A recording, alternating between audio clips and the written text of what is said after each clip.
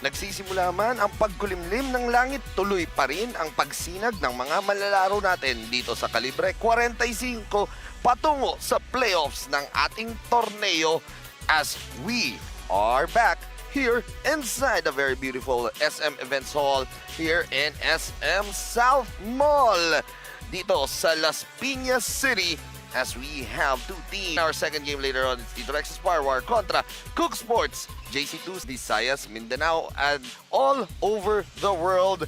My name is Alvin Tañada at kasama po natin muli His Royal Airness himself, Coach Ernest Alo. Coach, this is it. Two more teams looking to move on. Alvin, always a blessing to cover with you. Talagang naging maganda yung first day ng playoffs natin covering with... Good evening mga ka-SLA, and we're coming to you live inside the SM South Mall, Las Piñas City. Welcome to Sinag Lakas Kalibre 45 Playoffs. Presented to you by Sinag Ligas. We're also live at Sinag Ligas official FB page and YouTube. Brain Exile and your VPD Trader. Support teams first for your Exile.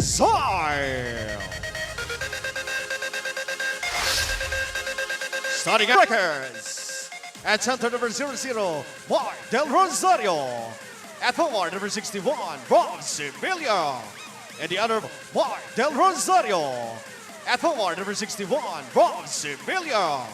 And the other forward number 33, Mr. Joey X1 Valencia and Mr. Starters for your Reques, Mark Del Rosario, Romel Similia, and Melvin Carus para sa Exile, para sa VP ito, sa ating laro dito. And Coach, you covered the first two playoffs. Yeah. And yung first game, that second game, that was Grabe. so exciting. Up to few possessions of that matchup. Oo, yun talaga yung testament, coach, ng isang playoff game na... He is an MVP contender dito. Right. You were talking about dun sa game, first game. He is an MVP contender dito. Right. You were talking about dun sa game, first game. Dun sa for MC Sports, yung kanilang MVP contender. Kaya Sam Ignacio. Yes, si Sam Ignacio. And then we're talking about some other MVP contenders as we take a look at this replay here. Art Oliveros, extra pass inside Del Rosario using the bank. Bukas pa naman yung bangko doon sa baba. Wala pa alas 7. Kaya ito, rebound pa rin dito ng Exile. And the ball will go back to the black shirts of VP. Happy and excited to see na naglaro na si Kuya Art Oliveros. Kasi for me, siya yung leader dyan eh. Pag nasa loob siya, everything goes smoothly talaga sa offense nila. Depensa kasi yung dala talaga nito ni Art Oliveros as their leading point guard. And they go running. Uy, kaya lang tumama. And right now, we are not at a two apiece. Coach Hubert de los Santos on your screen. Pass to Del Rosario. Oops. May foul yun. Kinakita natin dito. Torres, matatawagan doon. Yeah, clear foul.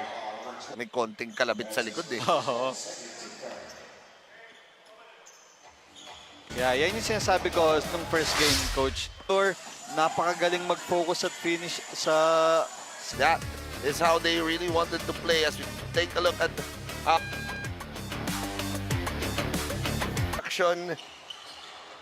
At nakikita nyo ng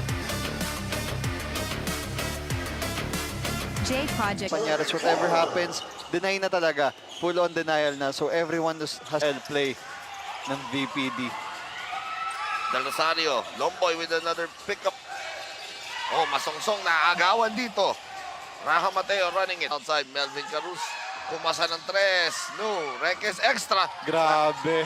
Wow, that's a tap ng tres. No, Reques extra. Grabe. Wow, that's a tap. Good tap there. Yeah, yung mga players ng Exile, talagang kita mo walang selfishness na nangyayari. Mateo, that is rebound number 5 for Raha Mateo. Wow. Talagang tumatrabaho si Raha Mateo dahil again, no. Oliveros, ikot. Reques, Carus Great extra. pa. Oy! Hindi malibre itong si Panyares, wag na. Yun, touch pass to Del Rosario. Lakas assist of the quarter at sa inyo ng SM South Mall. We've got it all for you. Yan yung mga gusto mong makita bilang coach. Unity malibre itong si Pañares, wag na. Yun, touch pass to Del Rosario. Lakas assist to the corner at din sa inyo ng SM Southwall. We've got it all for you. Yan yung mga gusto mong makita bilang coach, eh, no, coach? Game of our quarterfinals Tuesday. And Coach and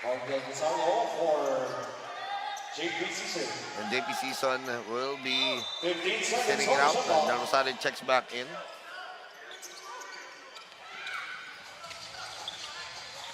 Oh, Andro, kumasa! Bombs away! Andro Pañares. Yari ka Oh, dyan. Joel Pañares drive and that's a foul. Grabe, the way he uses his body dun sa mga bumps niya, coach, no? Napaka-patient, datignan, talagang tumatama at the perfect time na babangga lang siya, tapos titira na lang eh. Ganun na lang kadali yung buhay ni Jun Pañares pag going downhill eh. Let's see. Is it hard contact? Tingnan natin yung foul. Good bump. Oh, that's the foul. Wala. Regular lang. Regular. Yan. Kaya niya And wow, what happened to JM Bravo during that NCAA Was scary. game was very scary. Kahit saan mo tingnan. Even though it's the last 12 seconds of a game, ayaw mo nang ganun eh. So, kumbaga, the SLA family, even SLA, entire SLA family would like to send. Once again, pag-atake, pag-angat ni Semilla, bagsak doon si Pañares. Pagbagsak ni Pañares, bagsak si Semilla sa kanya, and hinabol lang ni Claverol, ha? So, paghabol ni Claverol, ang hinabol, ang hinabol ni Semilla doon, si Pañares. Okay. right. Yun yung hinabol niya doon. And si Yan, Claverol, yan. ang ginawa lang ni Claverol, hinila lang yan. Hindi pare, wala. Kumbaga, let's take a look at this on replay once again. Pag-atake, pag-angat ni Semilla, bagsak doon si Pañares. Pagbagsak ni Pañares, bagsak si Semilla. Pass to boom, extra pass. Semilla, wala. Semilla, uy! Players down on the floor. Oops! Control your emotions. Ang preparation nitong VPD Trading heading into their next season. Oh, and especially sa ating Lakas 40, which will happen in the last part of this month. As our final score, or the final buzzer has sounded here. Our final score, it's 80-61. Exile will be moving on to VPD Trading. And again, our final score, 80-61.